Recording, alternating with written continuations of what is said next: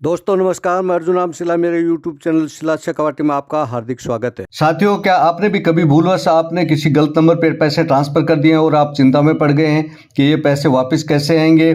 और कई बार ऐसा भी होता है कि आपने जिस नंबर पे गलत नंबर पे जो पैसे भेजे हैं उसको आप फ़ोन भी करते हो कि आपके खाते में मेरे पैसे ट्रांसफ़र हो गए हैं और ये पैसे वापस कर दें, लेकिन सामने वाला वो पैसे देने से इनकार करता है। लेकिन आज मैं आपको एक ऐसा तरीका बताने वाला हूँ जो आपके पैसे, जो गलत नंबर पे पैसे ट्रांसफ़र किए हैं, वो पैसे वो प्राप्त कर सकते हैं। ये कैसे संभव होगा, तो इसके लिए वीडियो को अंत तक देखते रहिएगा।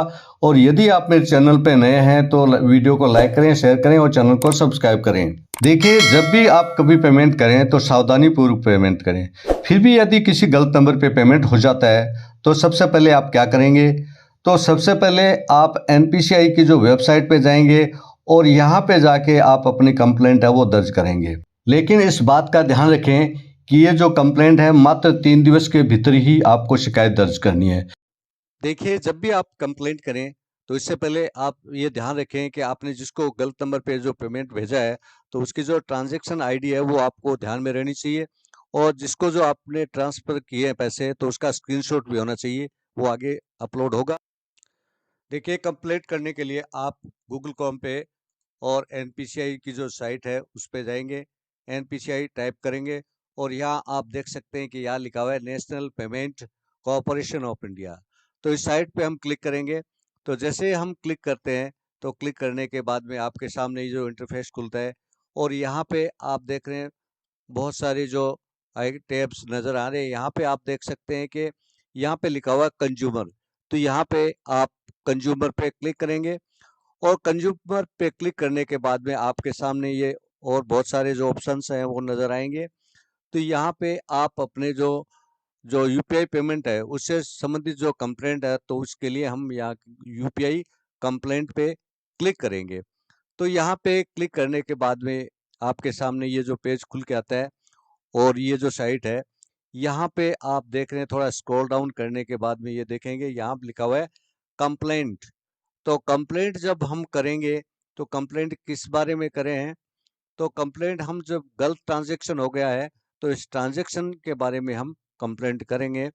यहाँ पे और भी ऑप्शन है, लेकिन हमें जो गलत ट्रांजैक्शन के लिए यहाँ पे क्लिक करेंगे।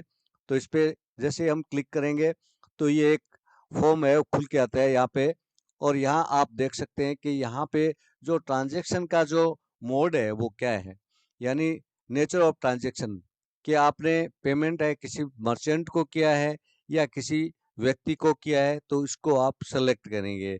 तो जैसे मैंने मान लीजिए किसी को गलत पेमेंट कर दिया है तो पर्सन टू पर्सन पे क्लिक किया और यहाँ पे क्लिक करने के बाद में यहाँ आप देखेंगे कुछ जो ऑप्शंस और नज़र आते हैं। तो यहाँ पे आपको सेलेक्ट करना होगा।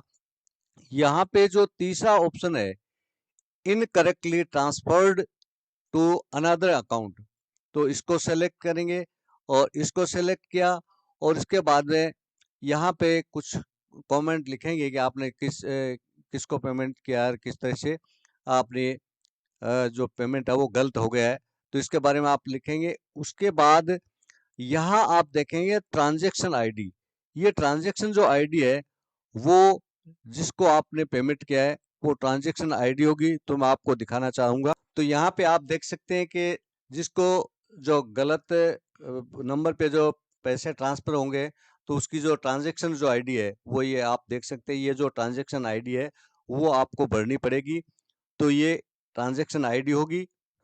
तो यहाँ पे आप ट्रांजैक्शन आईडी है वो दर्ज करेंगे। तो यहाँ पे आप ट्रांजैक्शन आईडी है वो लिखेंगे और उसके बाद में किस बैंक से जो ट्रांसफ़र किया है तो उस बैंक का नाम लिखेंगे। यहाँ पे बैंक सेलेक्ट करेंगे और आपने कितनी जो राशि है, कितनी अमाउंट है, कितने पैसे आपने जो ट्रांसफ़र किए हैं वो पैसे लिखेंगे। 2000, 5000, 10,000 जो भी आपने जो पैसे ट्रांसफ़र किए हैं वो लिखेंगे। और उसके बाद में आप लिखेंगे, आप यहाँ पे डेट ऑफ ट्रांजैक्शन, यानी किस डेट को आपने जो पैसे है वो ट्रांसफ़र किए हैं, तो जो ट्रांजैक्शन की जो डेट है वो भरेंगे। और इसके बाद में आप अपना जो ईमेल एड्रेस है वो भरेंगे। तो ईमेल एड्रेस यानी आपको जो भी जो कंप्लेंट जो आएंगी, कंप्लेंट है सॉर्ट आउट होगी जो भी आपको सूचना होगी तो आपके ईमेल पे आपको सूचना मिलेगी, क्योंकि साफ-साफ लिखा हुआ है, please ensure contact detail provided are correct before submitting. सूचनाएं जो है वो आप एकदम क्लियर भरें, करेक्ट भरें और आपका ईमेल एड्रेस भरें, ताकि जो आपकी जो प्रॉब्लम है सॉर्ट आउट होने के बाद में आपको जो सूचना मिले तो आपके ईमेल एड्रेस पे ये सूचना मिल सके। तो यहाँ आप फीडबैक के लिए भी आप अपना यहाँ पे नाम और अपना अपना ईमेल एड्रेस लिख सकते हैं और ये मोबाइल नंबर लिखेंगे, ताकि आपको जो भी है वो फीडबैक मिले। तो ये सारी जो डिटेल है वो भरने के बाद में आपको सबमिट करना होगा, और सबमिट करने के बाद में आपकी जो कंप्लेंट है वो दर्ज हो जाएगी।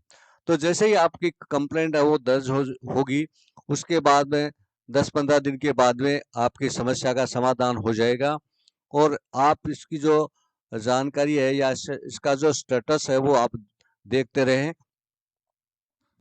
कंप्लेंट करने के बाद 15-20 दिन के बाद भी अगर आपकी समस्या का समाधान नहीं होता है, तो आप फिर आरबीआई की जो साइट है वहाँ पे कंप्लेंट दर्ज कर सकते हैं। दर्ज करके और आप अपने समस्या का समाधान कर सकते हैं। महत्वपूर्ण जानकारी दी।